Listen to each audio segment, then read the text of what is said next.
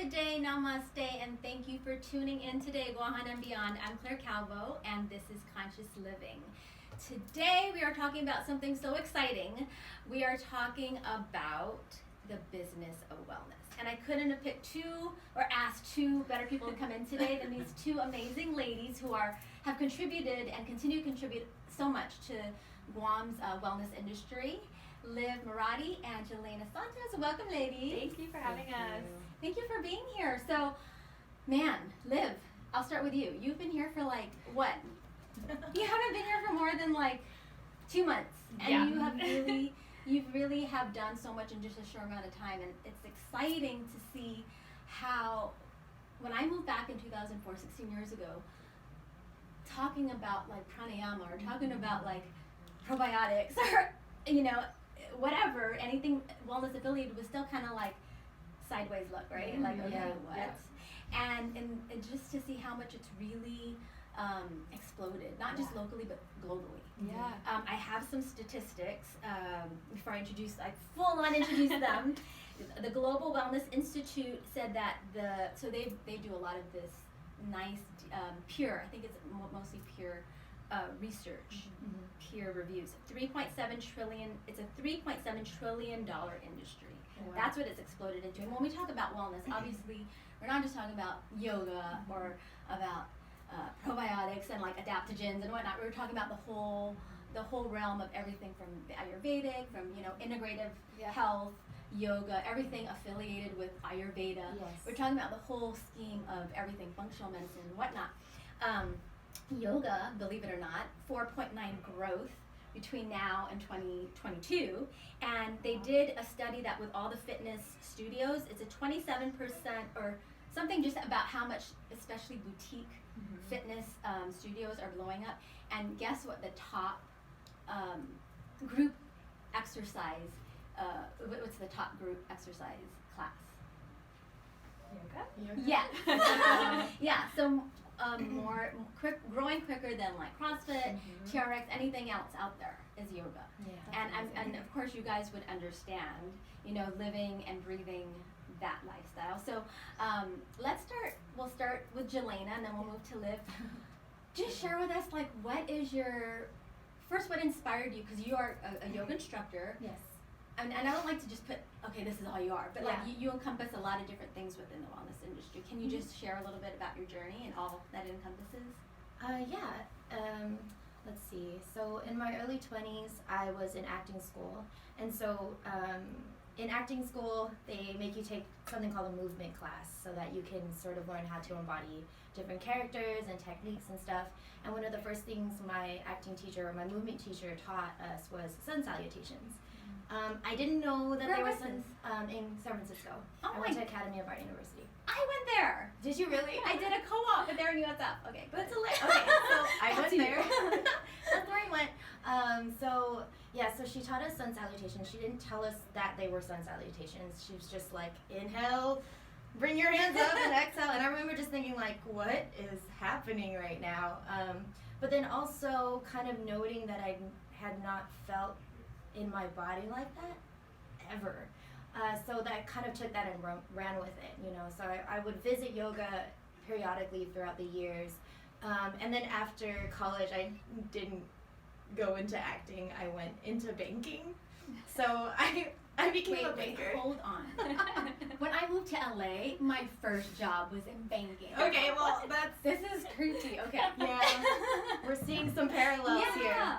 Yeah, so I got into banking because I needed to pay my bills, and living in San Francisco is really expensive. So I stayed in banking. I was in banking for like 8 years, I want to say.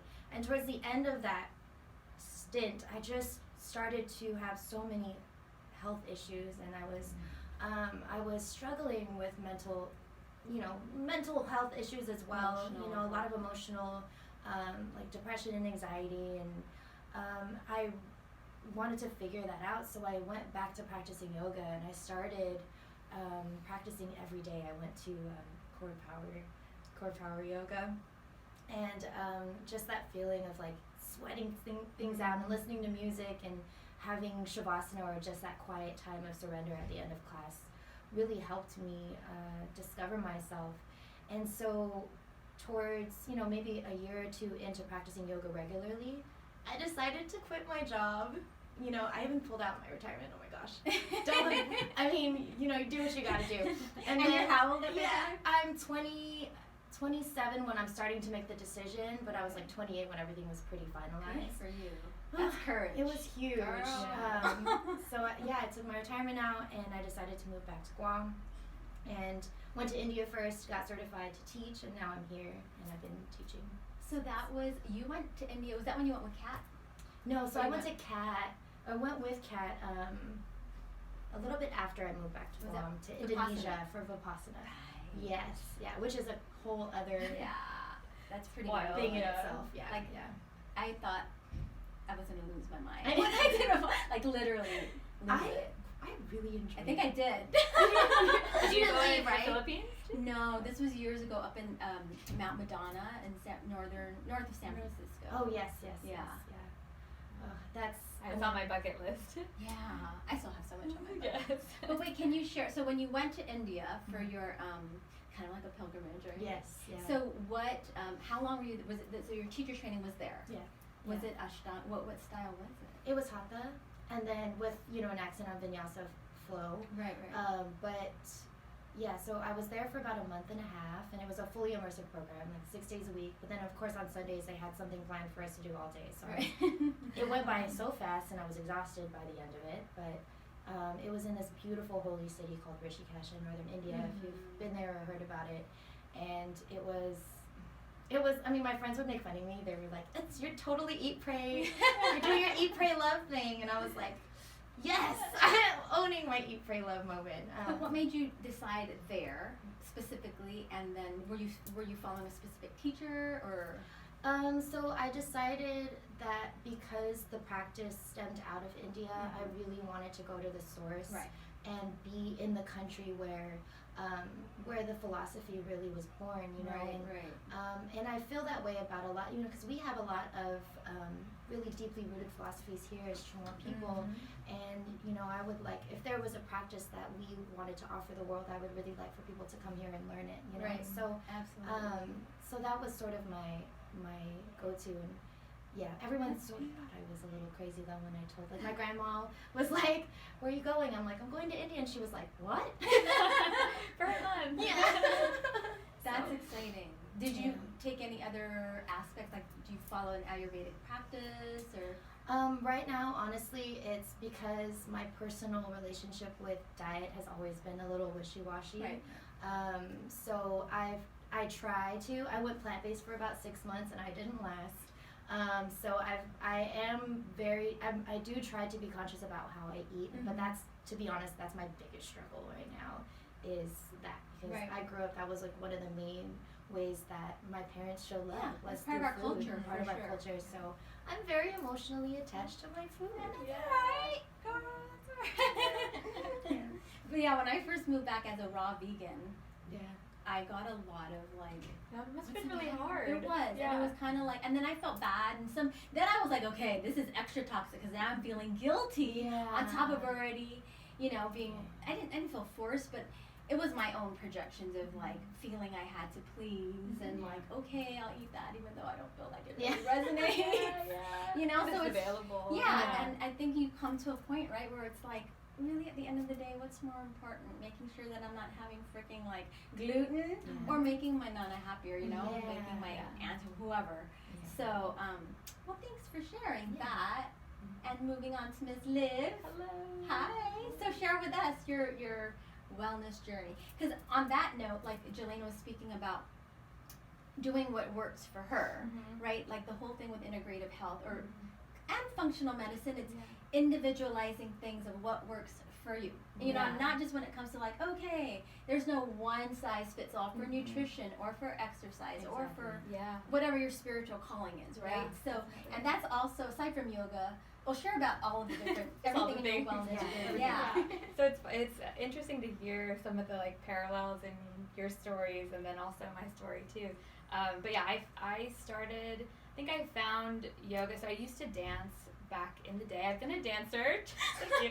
For most of my life. So I was in skip and when I went to college, I minored in dance, and I had a knee injury that, you know, basically stopped me from dancing for a bit, and that's sort of when I found yoga is like, how can my body still express itself and move and flow, but maybe in something that's not so hard on my knees or my body. So it kind of stemmed from that love of dance, and then kind of transitioned into yoga over time. Beautiful.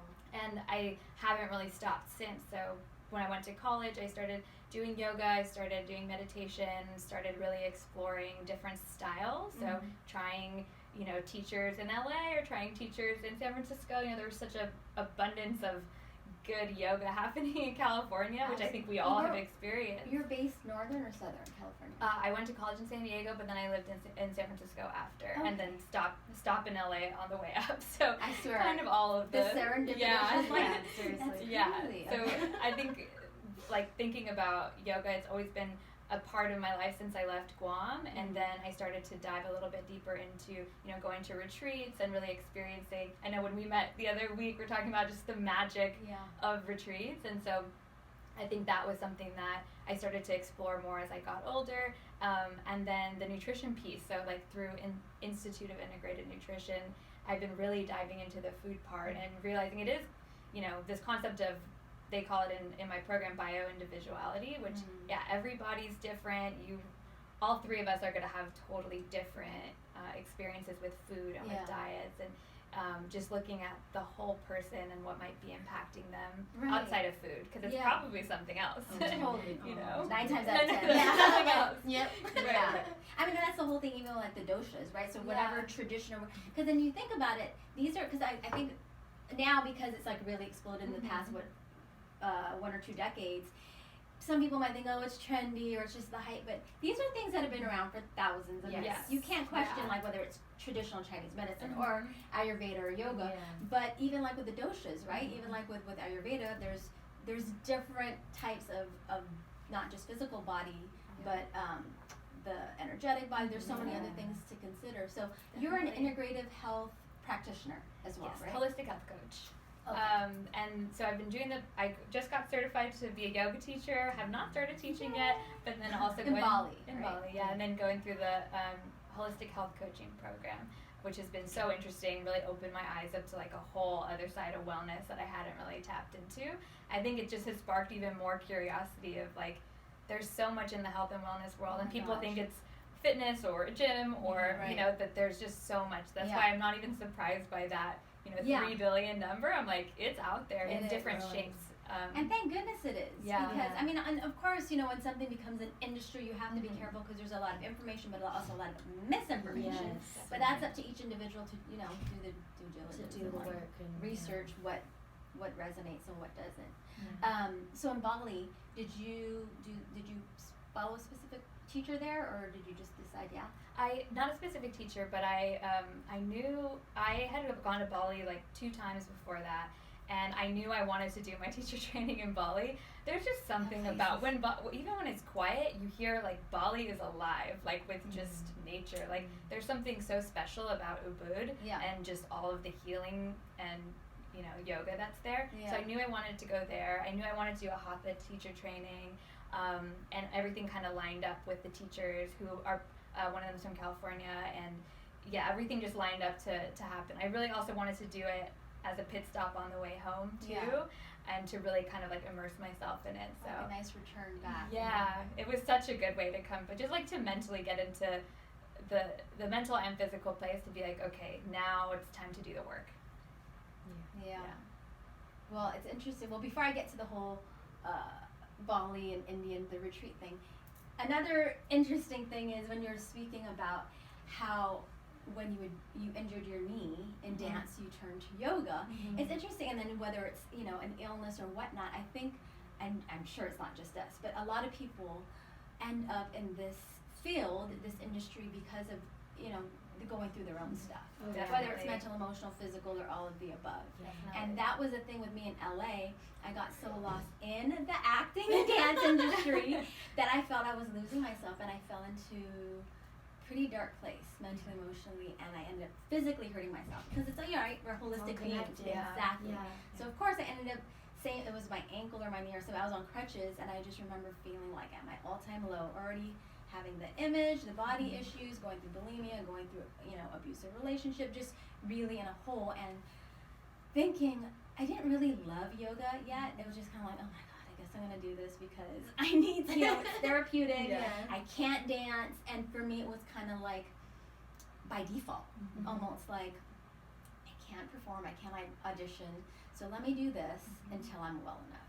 Yeah. And it's it's interesting how God or the universe or whatever you want to, but like takes you through certain things.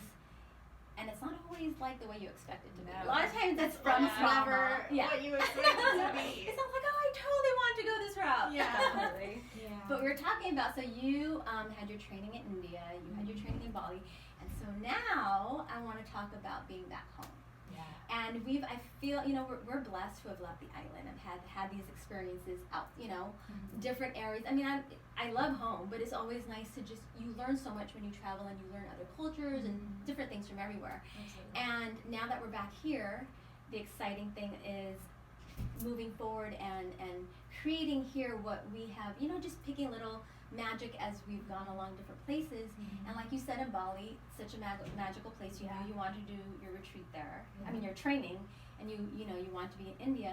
But just recently, because with the soulcations that we've had a few of since last year, and since I moved back, I came back home after 14 years or 16 years, and just looked at like, wow, I grew up here, and I really did not have the same appreciation as a child as I did as an adult. Like, of all the places I've gone to, we have all of that here and more. Yeah. It's just, Guam is just on so many levels, just so spiritually rich and deep. And where else would you want to do a yoga retreat? Or yoga workshop? Seriously. So it's like and it's funny because I've been away 13, 14 years, so probably around the same amount of time that you're away too, and coming back. I knew that every time I came back for Christmas, I would always leave and was like, that was the best. I would always spend like January and February just homesick. I'm like, what is this feeling? I'm like, no, I want to go back home. And I thought maybe, okay, because I was on vacation, I had off email, but it's definitely super real. What we have here is, I appreciate it so much more than when I was growing up. And I feel like it is so different than how it was before, just in terms of health and wellness, and people just being open to it, and sort of experimenting with different types of things, and it's just a totally different place than I remember growing up. So it's been so better than I expected coming back. It just feels right. Like, I feel like I am where I'm supposed to be, and that's a really good feeling. Yeah. Especially when we're on this Mercury retrograde. I still feel it. Again, every time that I was like, I feel like we just finished. I know. Mercury retrograde. I know, and it only happens 3 times a year, but I think because of the pre-shadow and the post-shadow. But on that note, can you share what you guys foresee, what you have planned, what basically you envision and want to create moving forward? Do you want to start? Oh man. Go let's at it, see. 100%. I know, right? I'm just like, wow, that's a big question. I mean, I think that considering my journey, like once you sort of understand that importance of connection and seeing connection between all of your different bodies and your experiences and how, how they explain how you experience your reality at this point. It's hard not to be passionate about sharing what wellness is to you, to other people. So for me, my avenue has definitely been yoga, but also through this podcast that I also produce, called Dear Gorgeous Letters, and it's all about sort of bringing women together and telling their stories and just and talking about their successes and their struggles and those things. To me, having those types of conversations and highlighting stories of people like us here on Guam is really important for finding that more holistic definition of what wellness means to the people here.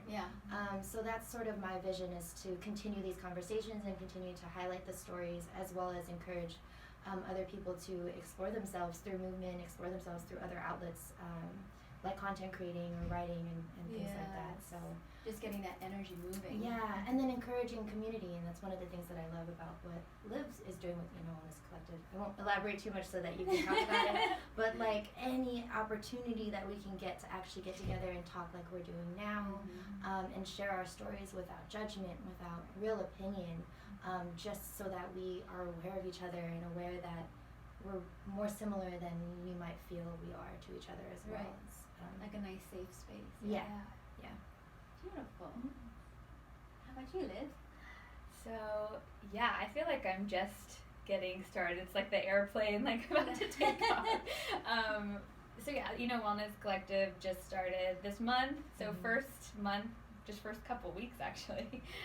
So we've been doing, the launch events, the pop-up events.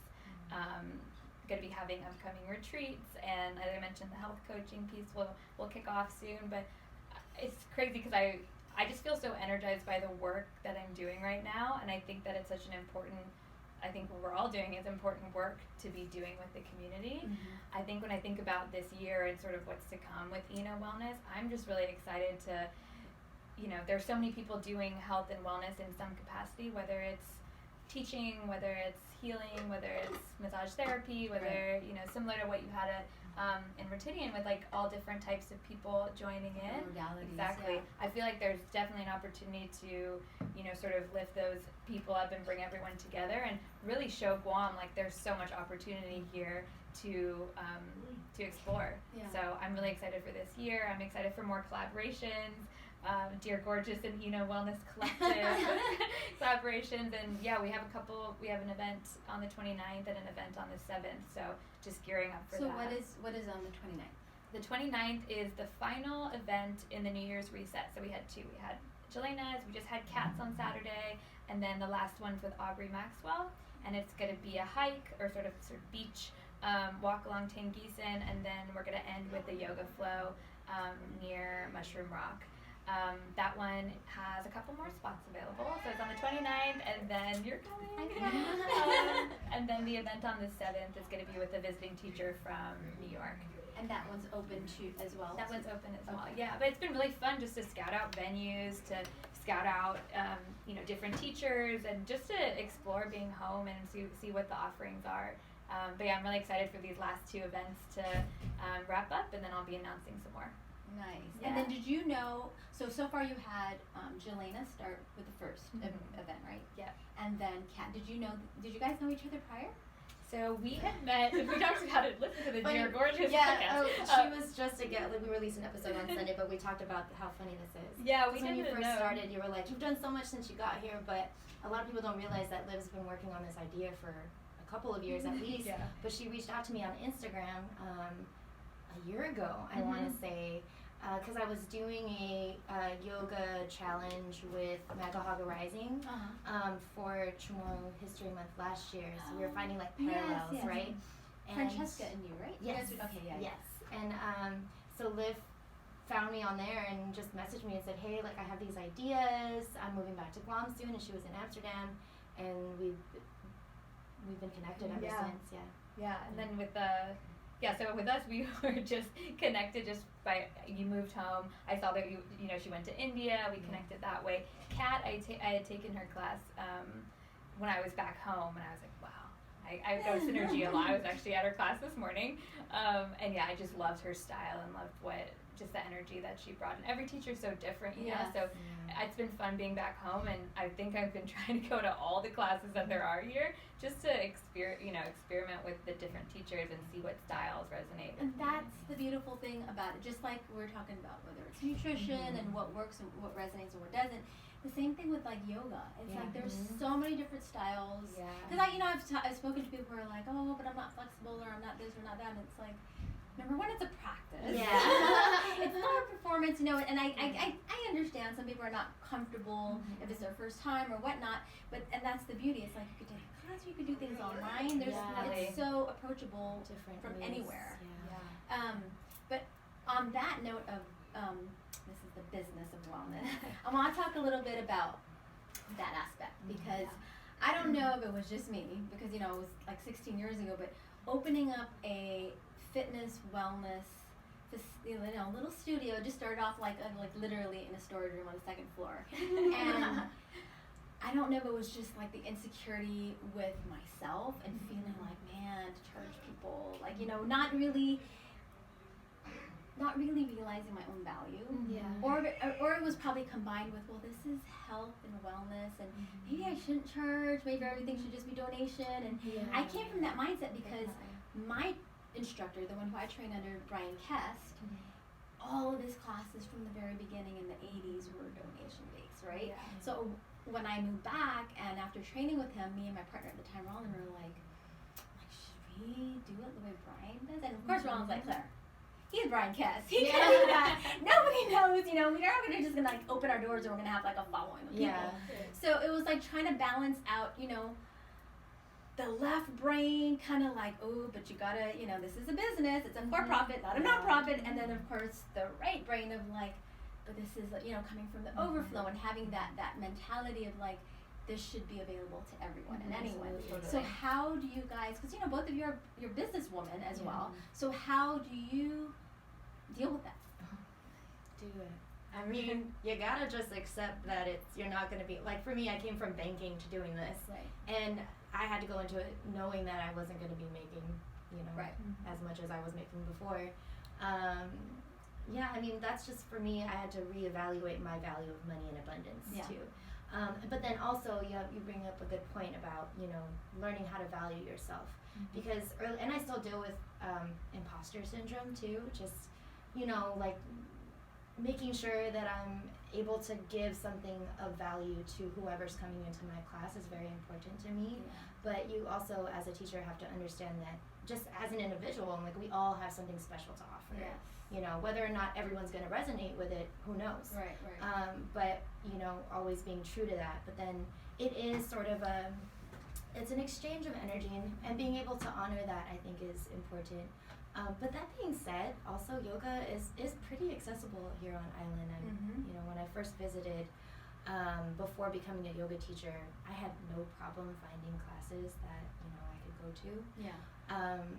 But how I deal with it is I just trust, and I've been able to meet a lot of good people in the industry like you. I've been teaching for Synergy for about a year a year at least. When did you move back? I want to say I moved back in mid 2018. Oh wow, so it has been.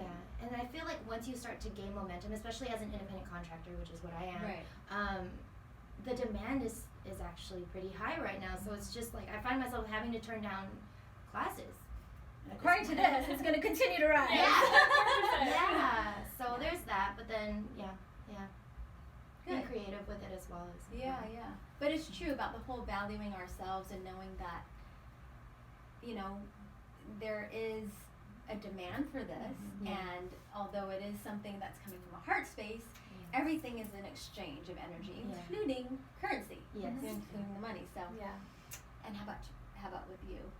So I definitely +1 the idea of it should be accessible to everybody, and probably the people who need it most are the ones that might not be seeking it. So they, seeing a high price tag might be like, oh, another reason to not kind of explore it. So as I've been thinking about, Wellness Collective and sort of what the future looks like, I do feel like there's a place for, places with, a ticket price associated with it, because people it is a valuable experience that you're creating for people. And I've been trying to create something that maybe they haven't experienced yet and really make it an experience for people. So I think there is definitely value to that. But then you almost need to do those pieces in order to work on some of the more, passion projects that you might have. So, offering free meditation to, kids in school. That's something that, needs to be happening, but you need to have that balance in order to actually be a business side. So maybe it's leaning heavy on, the higher ticket items now, and finding those people where they don't even bat an eye at, $25, for example, in order to do more of the community work. It has to be that balance. I think it's important too to sort of, I guess, challenge the current values of money. what do we value? What is $15 to us? Because if we're willing to spend $10 on a movie ticket, which is an experience, then why not spend $10-15 on an hour and 15 minutes of movement and flow? That will help you explore yourself and get closer to yourself, you know? So I think like if, you know, as yoga teachers or businesswomen or whatever, if we stay true to the value of what we're offering, you know, we're at least challenging those values of money as well. Absolutely. Yeah. And I think so before I moved here, I was working at Eventbrite. They do like ticketing for events, and the whole thing about Eventbrite that we were, you know, presenting and pitching to clients and, you know, talking to people about was this experience economy, and how people now are buying experiences versus that expensive handbag, you know? So and how there's this concept of like fear of missing out, and sort of leaning into that as you think about events. So I think there is we are in the time now where people are valuing a plane ticket and experience like a retreat or an event over, you know, buying that item or that physical thing that they might have. On a point to what both of you guys said, this summer my son loves WWE, and I could care less about sitting in a room with a bunch of like testosterone filled like you know, although it's like, I don't know, I shouldn't say if it's real or fake, but you know, that would be cutting right into I already had planned a Cuba trip with a friend of mine who's leading an amazing dance Afro-Cuban training there, so I really had to sit with this like, although I'd really value that experience, but you know, it's like a day or two you know, going into it. So I thought about that. It's like, the experience and the value though of experiencing that with my son, rather than being like, oh, here you are, pay for your ticket, you go with your auntie, and I'm gonna be over here. It's like, although I will be missing some, you know, I won't be getting my full value for the entire 2 weeks, but at least I'll be with my son. And then what you said about the whole thing with I'm sorry, I just keep these mental notes. I should be writing it down. But truly knowing the value of what you're spending on, I say the same thing like when people are like, oh my gosh, but organic is so expensive, or to buy that. And it is cost more, but you know, I've always heard, but what costs even more of that is a medical bill. Right. But aside from that, it's like, okay, but then you're gonna eat out at, you know, whatever restaurant, that costs like 3 times as much as just buying organic, whatever. So it truly is about putting value to, you know, knowing the priorities of what you're purchasing. So with that being said, when you are going to, so I know you said that there's going to be a couple of different things, right? Aside from the retreat, aside from the events and workshops, and then are you somehow affiliated? Yeah, she's our first teacher. I'm the first teacher. Part of the collective. So is it going to be the like a consistent? Are you gonna? Or is that not? Well, we'll see how it goes. So we haven't really talked about a new event yet, but we do want to do a collaboration with Dear Gorgeous Letters. So I don't know. Stay tuned. But then also because you sing as well, don't you? Yes. You sing so beautifully, and then at the yoga event that you, the first one that you facilitated, there was a Microchild. Right. Yes. So was it instruments and singing? Yeah. So Microchild, which is a local Pacific band, they actually released an EP last year that was so beautiful. You can actually watch their live show online right now if you wanted to. They wrote and produced all of their music on their EP, and it's basically like the sounds of the Pacific. It sounds so beautiful. And so they came and they played an acoustic set while I taught my flow, and it was just. Did you sing? No, I didn't sing. You have such a pretty voice. That's one more time. Do you sing? I love singing kirtan. Do you? I have actually always wanted to try, but I haven't. No, I've not. One of your gatherings, let's do that. Kirtan. You should. You do? You should do. You should also do a. I've been asking Claire to do this, by the way, an ecstatic dance. We've been doing. Well, the thing is, I've been doing this for years, and I end up being the only one who shows up. Like a solo ecstatic dance. Well, and as returning last time, she was laughing because this was before they put the tent up, and it was like 3 o'clock in the afternoon. She's like, Claire, after 5 minutes, everyone's gonna get heat stroke. So the only ones left on the floor were me and like Amanda Young's little kids. Everyone else is like beat red. We're like, this is not the time to do it. You gotta do it like Yeah, sunset. sunset. Yeah. But we had planned anyways a meditation. So yeah, it's just a matter of like maneuvering it so it's when the sun is setting. Yeah. You'll be out there though.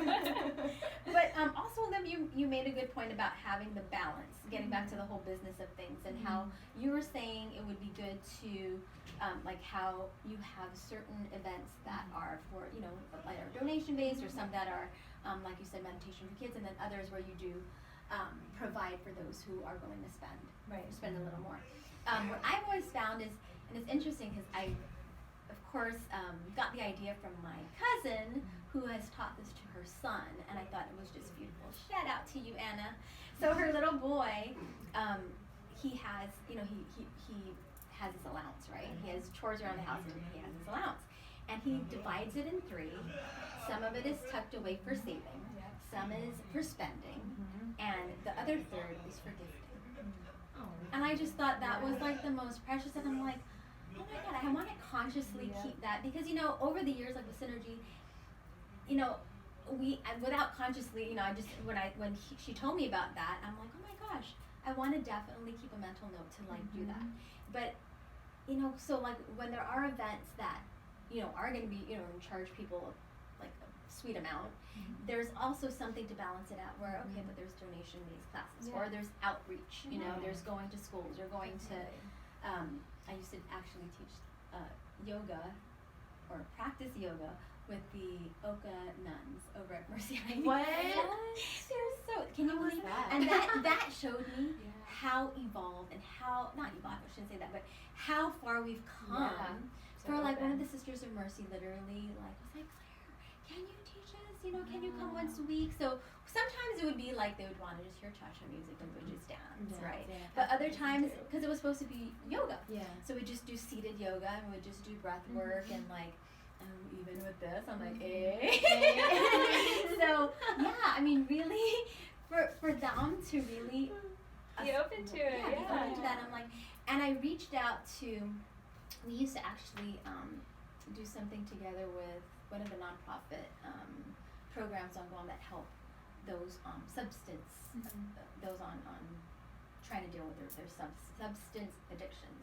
And I reached out again recently, hoping that we could have some sort of, once a week donation class, or not donation, but just basically outreach.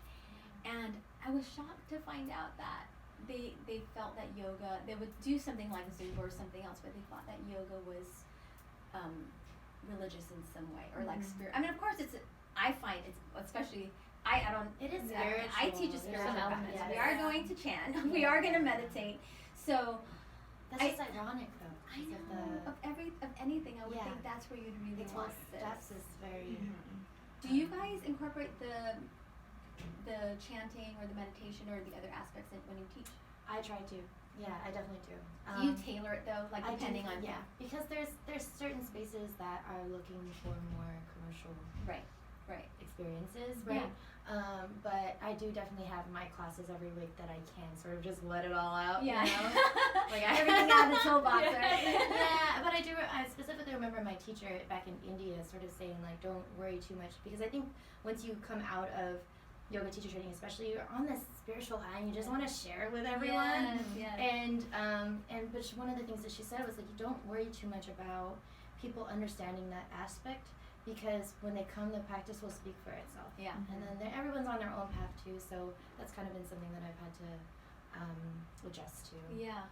Over the years, I've had to be okay, and then realize, Claire, it's your ego. Like when people would walk out like in the middle of chanting, or like some sort of like doing the chakra toning, and being like, it's okay. This is not for everyone, and that's okay. Yeah. And how about you with class when you? So I haven't taught yet. I'm looking forward to it, but part of the teacher training, that they definitely hit a bunch of different areas. The chanting, the meditation, mantras. So I think it's definitely now figuring out, okay, what is my style of teaching, and how do I maybe adapt it to different groups? Because even when I think about, okay, if I were to make a list of who could benefit from yoga, there would probably be some like groups that people don't normally think of, like, obviously athletes, I think, are a big one. People in prisons, mental health.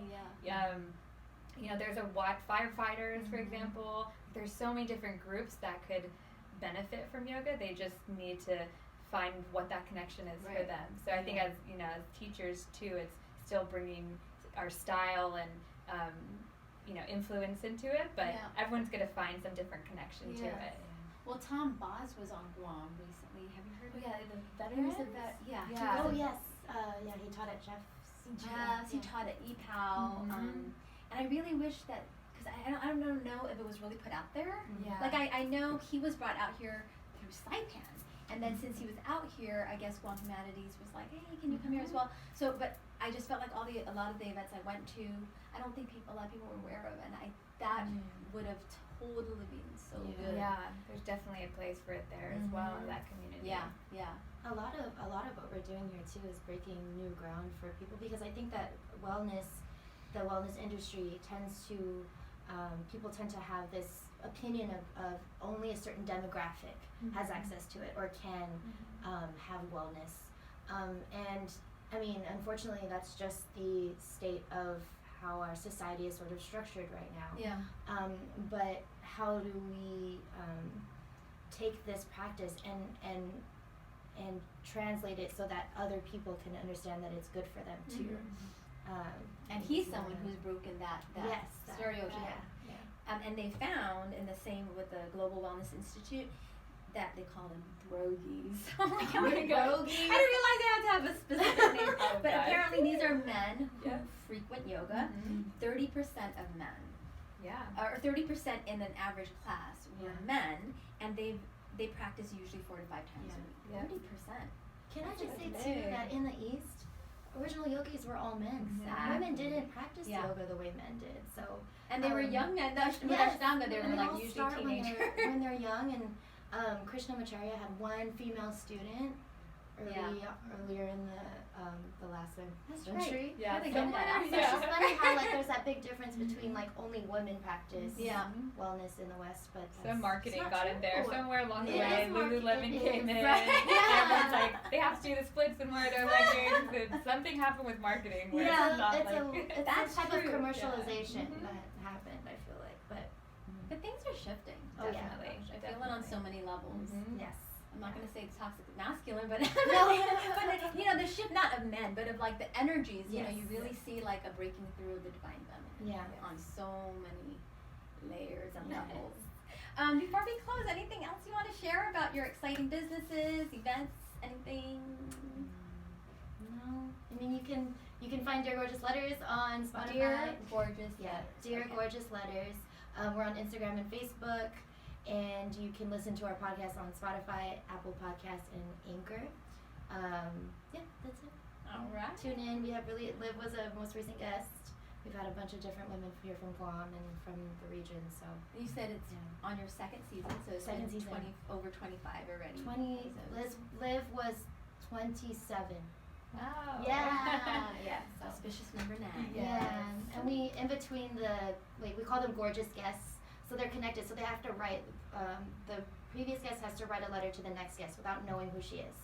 And so Liv got a letter from our last guest, and she was able to read it on air, and all of these letters end up being so beautiful. Oh, that's beautiful. Yeah. And in between those episodes, me and Akina, we unpack certain subjects that we feel passionate about, and this is all, again, about wellness as well. So we've talked about our definitions of abundance. We've talked about serial monogamy. For some reason, that was our most popular episode last Serial monogamy. Yes. Do you know what serial monogamy is? No, what is? It's monogamy is you're with one person, right. But then you jump from relationship to relationship, and you're just never single. Throw me out. Serial. Yeah. So so we talk about different topics like that, and our most recent we call them GNA sesh because her name is Akina.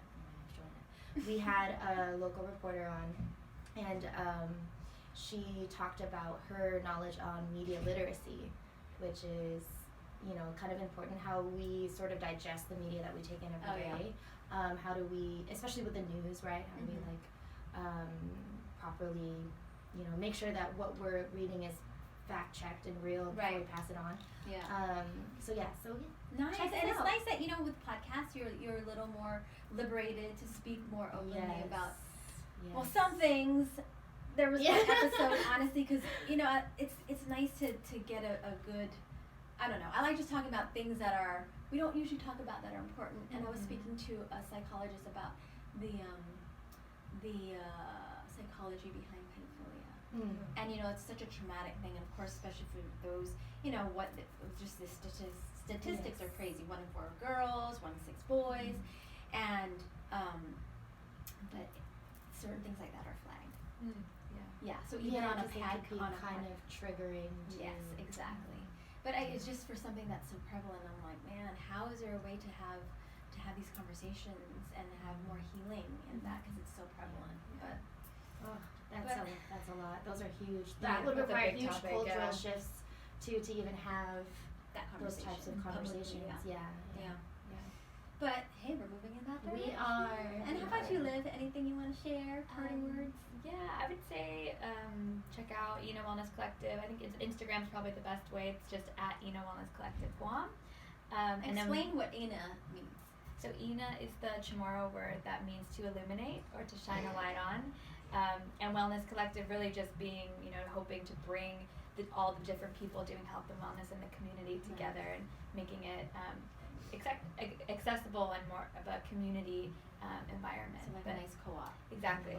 Nice. So yeah, we have events coming up February 29th and March 7th, and then the first retreat in September. Yeah, so well, thank you so for much having us. Thank you Claire. for being here. Namaste.